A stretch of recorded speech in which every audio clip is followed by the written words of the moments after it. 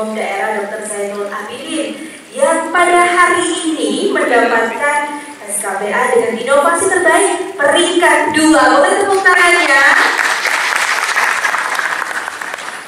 Sebelumnya, Dr. Isra menempuh pendidikan di Fakultas Kedokteran Universitas Syah Kuala dan melanjutkan spesialis kesehatan anak di Kedokteran Universitas Sumatera Utara dan juga Strata 3 Management and Science University Shah Alam Selangor, Malaysia.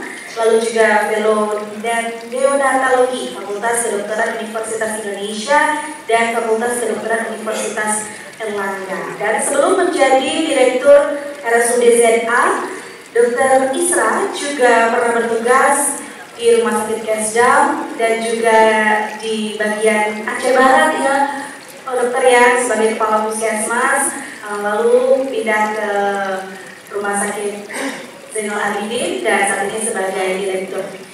Dr. Isra, hari ini kita ingin membahas tentang penerapan inovasi pelayanan publik sektor kesehatan. Kita semua tahu bahwasannya RSUD ZA adalah rumah sakit rujukan daerah yang selalu ramai juga bagaimana pelayanannya, pengembangan inovasi apa saja yang sudah dilakukan atau yang mungkin akan dilakukan ke depannya oleh RSUD ZA, serta apa saja tantangan yang dihadapi dalam pengembangan inovasi ini.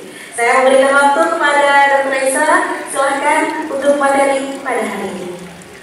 Terima kasih Pak Direktur. Bismillahirrahmanirrahim. Assalamualaikum warahmatullahi wabarakatuh. Waalaikumsalam. Alhamdulillah wassalatu wassalamu ala Rasulillah. Puji syukur kita panjatkan kepada Allah Subhanahu wa taala atas segala nikmat karunia dan rahmat yang diberikan kepada kita, serta salawat dan salam semoga dicurahkan dari junjungan kita Nabi besar Muhammad sallallahu alaihi wasallam serta keluarga dan para sahabat beliau.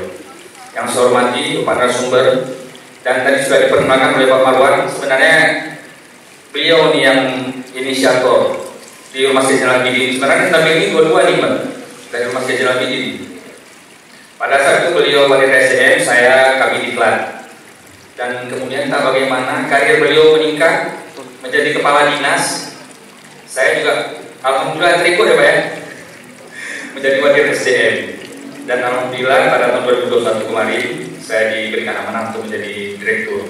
Cuman yang nggak fairnya nih Pak Marwan ini tinggal di rumah sakit.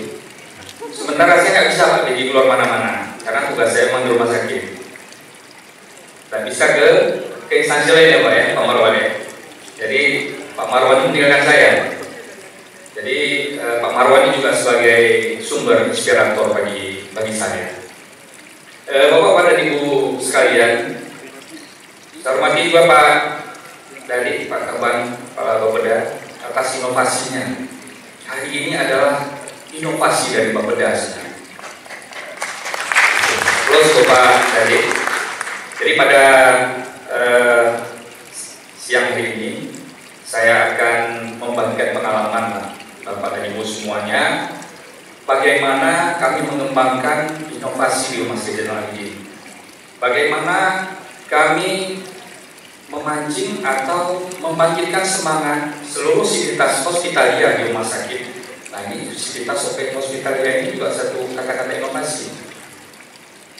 Ada yang sudah pernah dengar? Ya. Jadi seluruh masyarakat di dalam rumah sakit itu kita sebut sekarang sivitas hospitalia.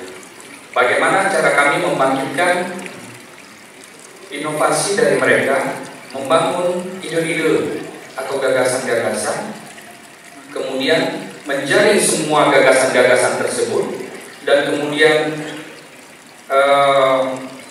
mengawal gagasan-gagasan tersebut untuk menjadi suatu produk inovasi yang tentunya bisa dilaksanakan dalam pelayanan sehari-hari di rumah sakit.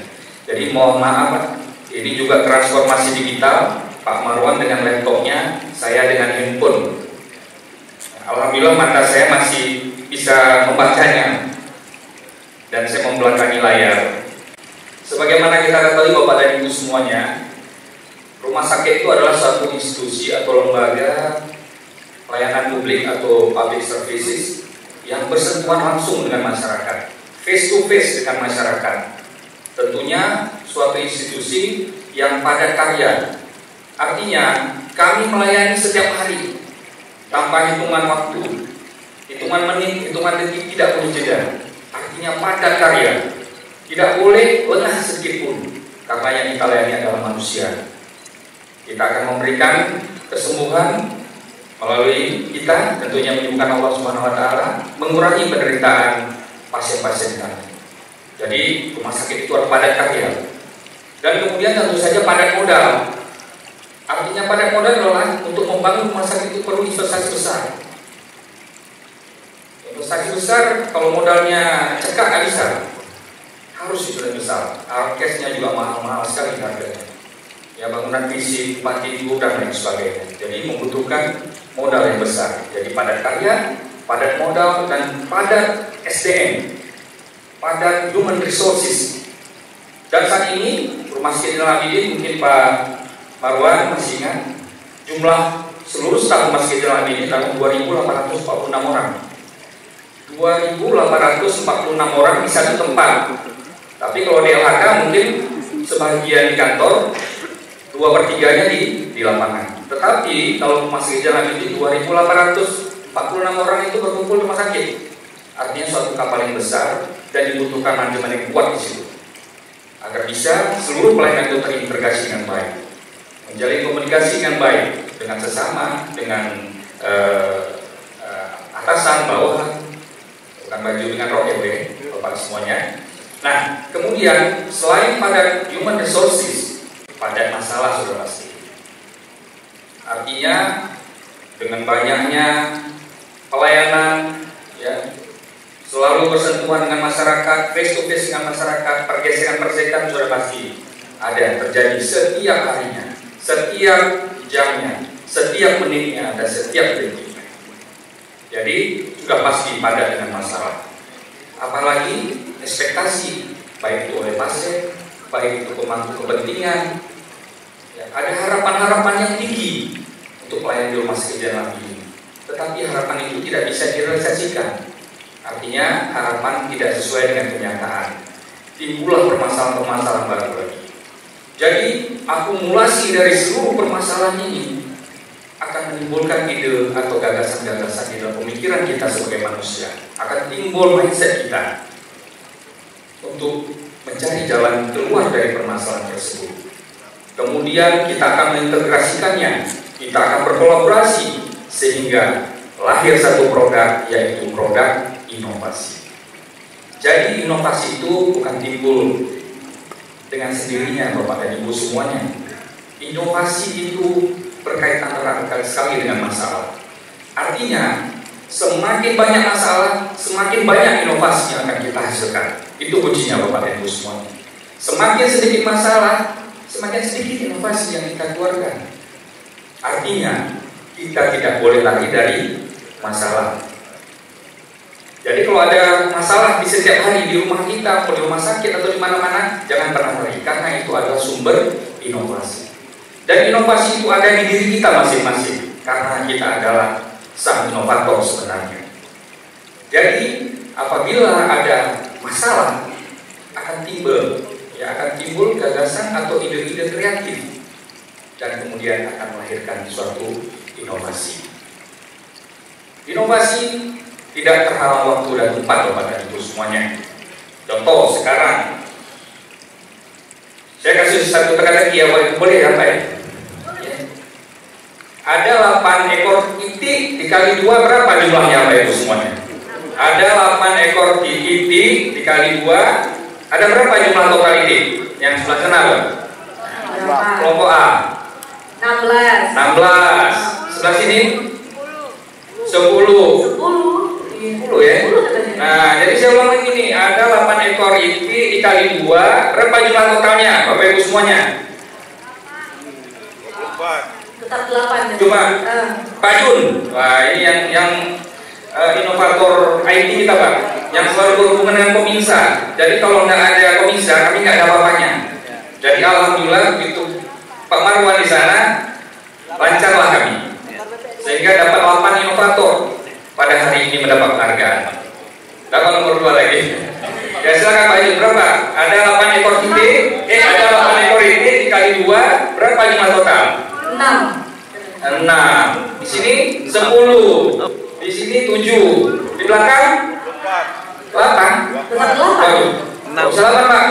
24. Oh 24. Berapa? Dokter Rehan? Beliau penggagas jurnal Medical Science di Zainal Abidin. Dan sekarang kita sedang akreditasi di SIPTA. Jadi ada akreditasi jurnal internasional yang beliau menggagasnya. Jadi berapa Bapak Ibu semuanya? 6. Ada 8 ekor itik dikali 2, berapa jumlah totalnya? 6. 10. Pak Adi? 16. Pak Kuat?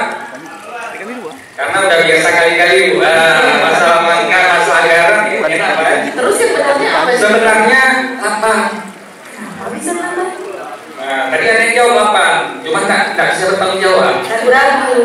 Karena ada 8 ekor itik dikali 2. Nah, sedang dikali 2 ekor. Jadi totalnya 8. Ya tetap 8.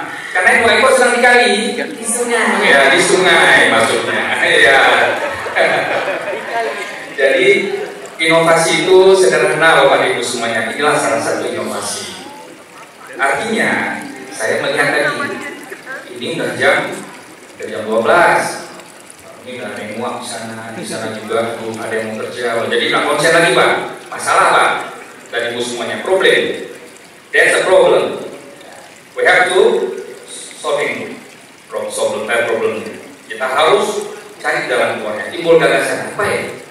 Saya pikir urusan itu kayaknya kali-kali aja biar lebih enak agar semangat. Nah satu lagi adalah untuk mengetes konsentrasi kita di jam-jam tidur ini.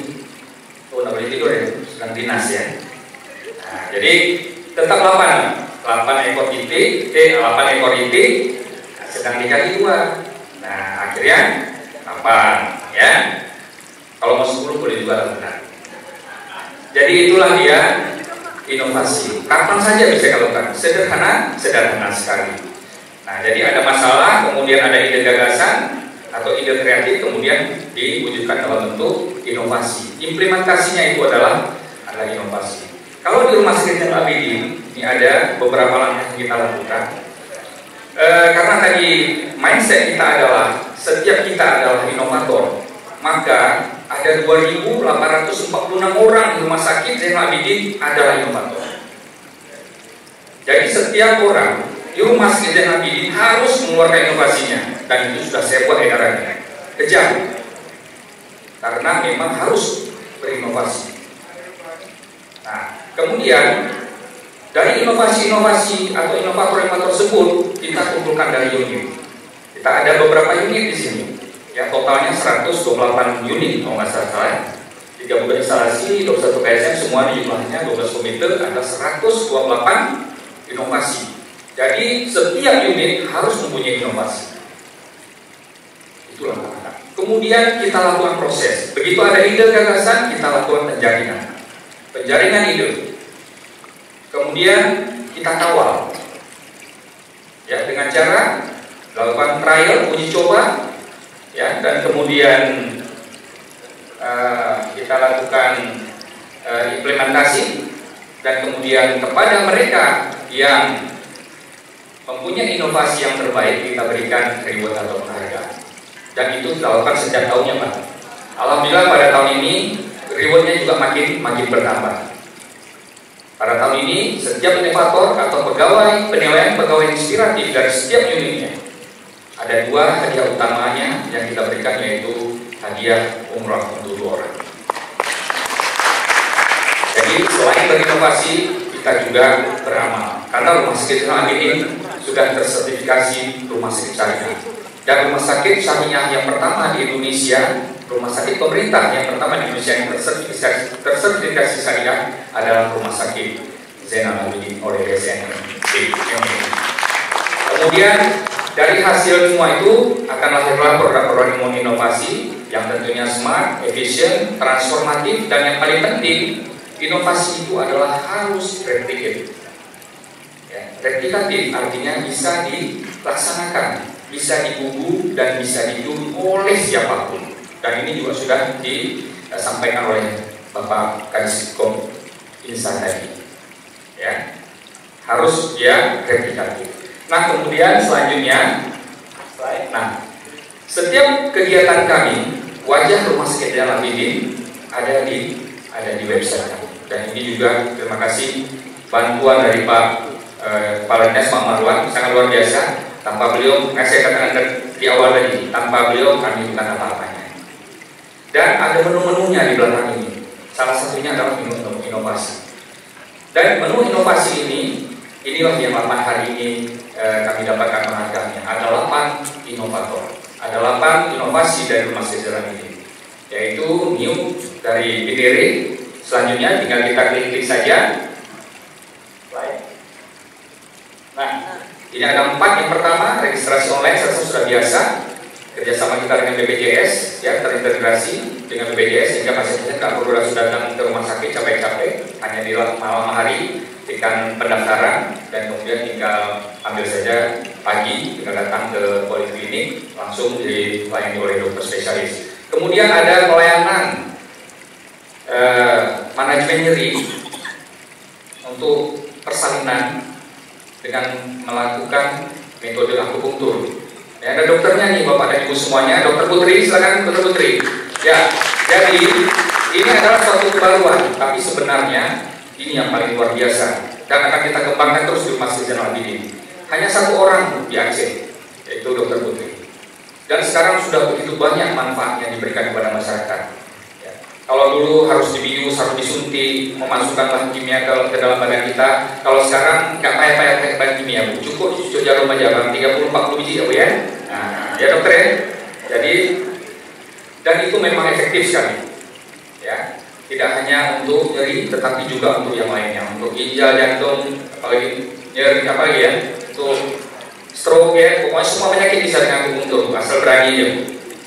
Nah, kemudian yang kedua adalah takto, terapi ablasi gondok tanpa operasi. Dan ini sudah viral, saya rasa sudah kemana-mana dan kita sudah mendapat top 45 dari Kemenpan RB diinisiasi oleh Dr. Hendra Zumri, di mana awalnya sebelum ada sistem ini, metode ini semuanya rata-rata cuma operasi. Nah, tetapi untuk gondok awalnya bisa dengan pengobatan, apabila tidak mempan dengan pengobatan atau tidak berhasil bisa kita lanjutkan dengan takto, jadi tidak perlu operasi lagi. Kalau dulu gagal dengan obat-obatan langsung belah, nah sekarang nggak perlu belah lagi, bisa datang ke Zainal Abidin. Dan kemudian selanjutnya adalah JMS yang seperti saya sampaikan tadi, Journal Medical of Science, dan sini sekarang kita sudah ongoing, bisa diakses di web kita dan juga ada hard copy-nya. Kemudian yang selanjutnya adalah inovasi kami adalah PKMRS, penyuluhan kesehatan masyarakat rumah sakit. Ini Pak Suparman, ya, jadi beliau inisiatornya. Jadi adalah rumah sakit itu pada dasarnya adalah statis, tetapi program di dalamnya itu adalah spreading, meluas ke masyarakat. Ini adalah konsep grand design kami di awal. Pada saat saya mungkin pada saat itu di Iklan juga saya sudah pernah menyampaikan kepada Bapak Wadir pada saat itu atasan saya, hospital without wall, artinya ada satu program konsep yang grand design sangat luar biasa, rumah sakit tanpa dinding. Rumah sakit itu pada dasarnya statis, tapi program di dalamnya, orang-orang di dalamnya itu harus menyentuh seluruh masyarakat.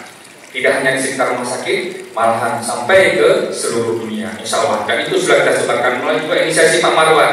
Kita menyekolahkan Pak ya, membuat pelatihan tidak hanya ke dalam negeri, dokter-dokter spesialis kita ke luar negeri, ke Cincinnati, Ohio, kemudian ke Kyoto, kemudian ke Korea.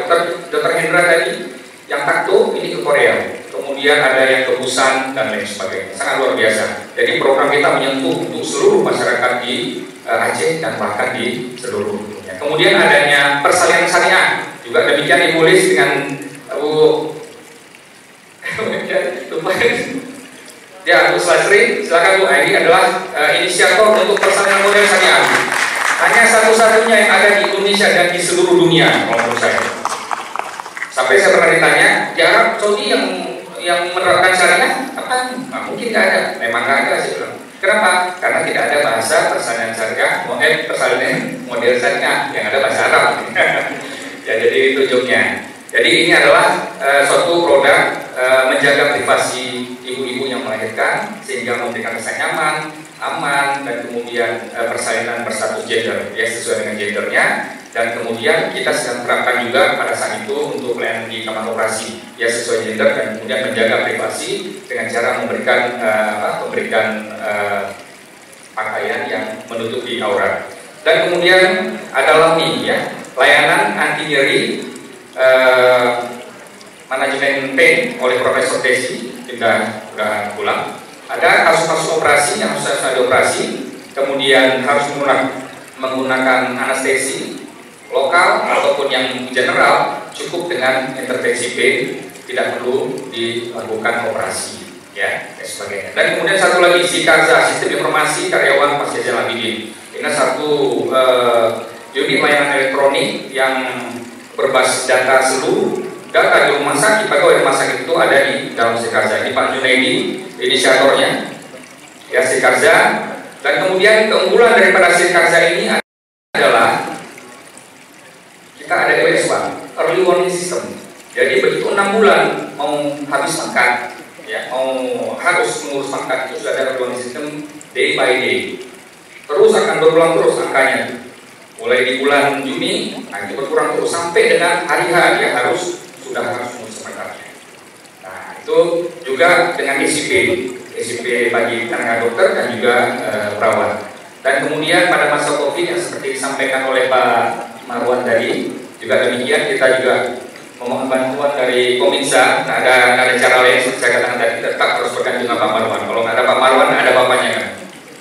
Ya, infografi juga demikian, harus dengan kerjasama dengan Dinkes, kemudian dengan Kominsa. Kemudian bagaimana cara kami memanajemen perpindahan pasien pada saat COVID itu sangat luar biasa. Dan kemudian selanjutnya slide. Nah ini yang terbaru dari kami. Jadi inovasi kami saat ini alhamdulillah kita sudah ada bank inovasi sampai 2026. Sampai tahun 2026 kita sudah ada punya bank inovasi, lebih 20 inovasi. Jadi nggak usah takut ada di tahun depan kalau Bapak minta 10 kita ada 15 Pak. Insya Allah mudah-mudahan Pak. Ya. Mungkin yang lulus 1 atau 2 ya, tapi itulah ya inovasi kita. Nah ini adalah sistem informasi cepat untuk donor darah. Jadi ini terintegrasi dengan SIKARZA tadi Bu. Jadi semua aplikasi ini terintegrasi dengan sistem data kepegawaian kita.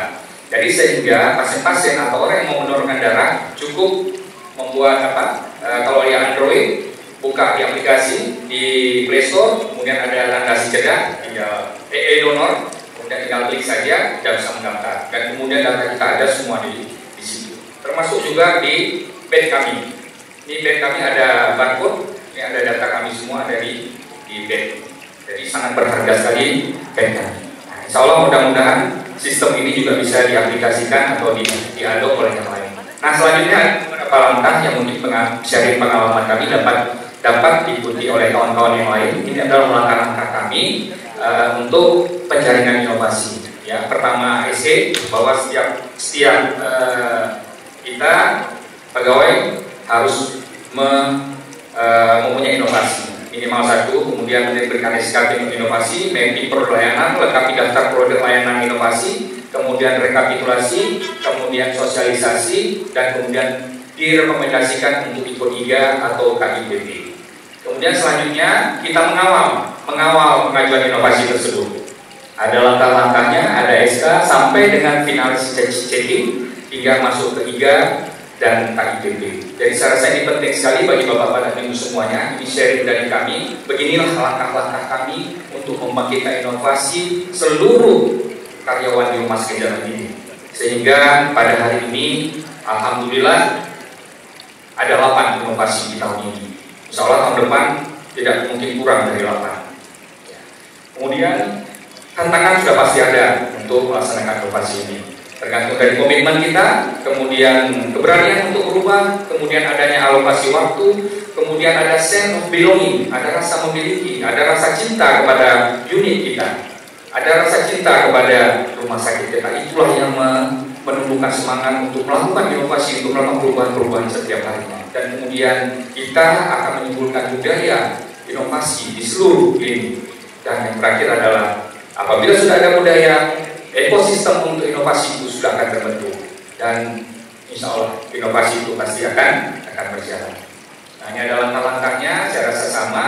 Ada beberapa dari ada inovasi setiap unit, kemudian penjaringan produk, update mapping, penilaian, dan kemudian ke mapping. Dan ini adalah tentunya satu lagi. Nah, ini adalah yang sedang dan akan kita lakukan ke depan, Pak. Jadi ada 10 lagi yang akan ke depan. Dan ini sedang tahap trial and error, sedang kita uji coba. Dan insya Allah kalau Bapak-Bapak dan Ibu bisa melihat ini, bisa belajar bersama-sama kita.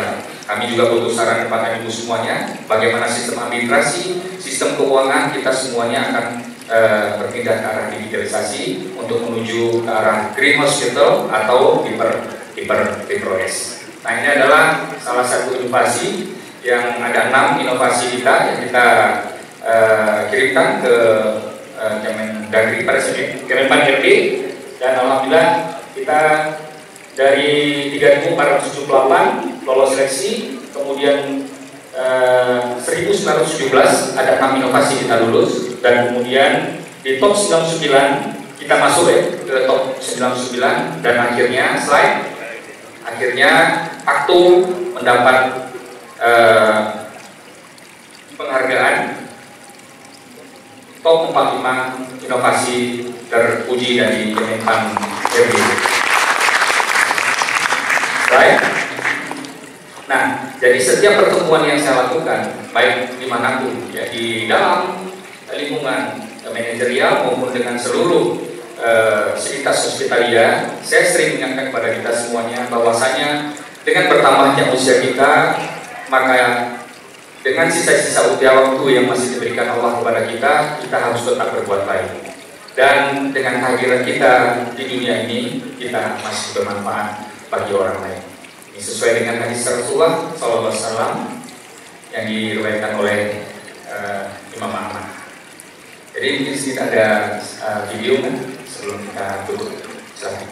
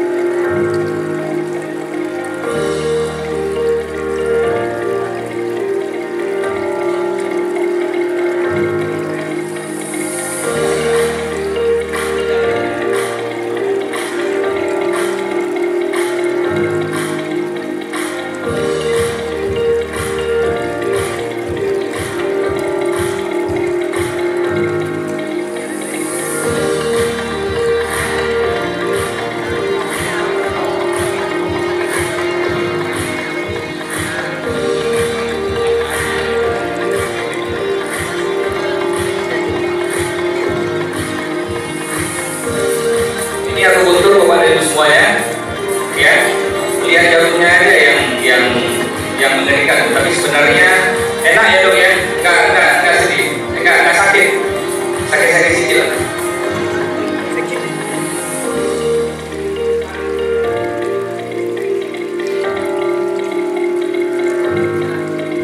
Kami memindahkan pasien, menjaga jangan sampai rumah sakit existing itu tetap beroperasional, dan kemudian rumah sakit Kinere juga harus tetap berjalan. Jadi kita modifikasi sistem buka tutup. Ini satu inovasi. Ini dari BKRS.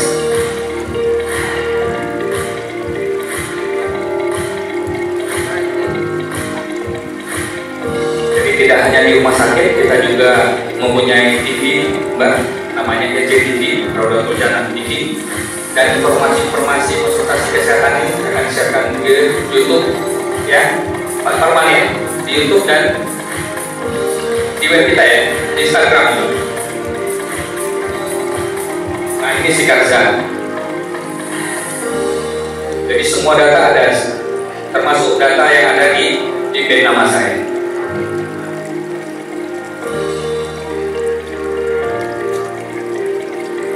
Nah ini jurnal.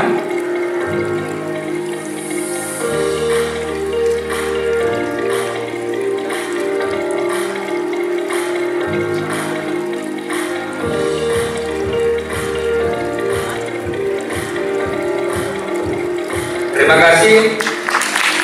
Kita adalah inspirator. Ya, Assalamualaikum warahmatullahi wabarakatuh. Waalaikumsalam. Terima kasih Dokter Isra. Ini gak heran ya, Rumah Sakit Zainal Abidin ramai terus, ternyata inovasinya banyak. Iya, jadinya ramai terus ya. Kita harapkan bahwa semua masyarakat Aceh pastinya sehat, tapi juga gak heran ternyata banyak inovasinya ini karena memang ada perencanaan seperti tadi. Semua pegawainya harus ikut berkontribusi memberikan ide-ide inovasi agar dapat diimplementasikan. Ini bisa jadi inspirasi untuk SKPA lainnya pastinya, dan juga banyak dari inovasinya dengan singkatan yang unik-unik. Ada semisi, tumodis, lapis, sikarza, iya. Kepanjangannya apa? Lihat di website RS2ZA ya. Oke, terima kasih Bapak Dr. Isra yang juga sudah memaparkan materi tentang apa saja inovasi yang selama ini sudah dilakukan oleh RSUD-ZA. Dan pastinya juga terima kasih Pak Marwan sebelumnya. Ini tadi Pak Marwan nyebutnya udah kolaborasi juga ya dengan Dinas Kesehatan dan sebagainya. Ke depan kita tunggu lagi Diskomensa kolaborasi dengan Dinas SKPA mana lagi untuk berkolaborasi dan mewujudkan Aceh berdaya saing menuju masyarakat mandiri. Pastinya boleh tepuk tangan.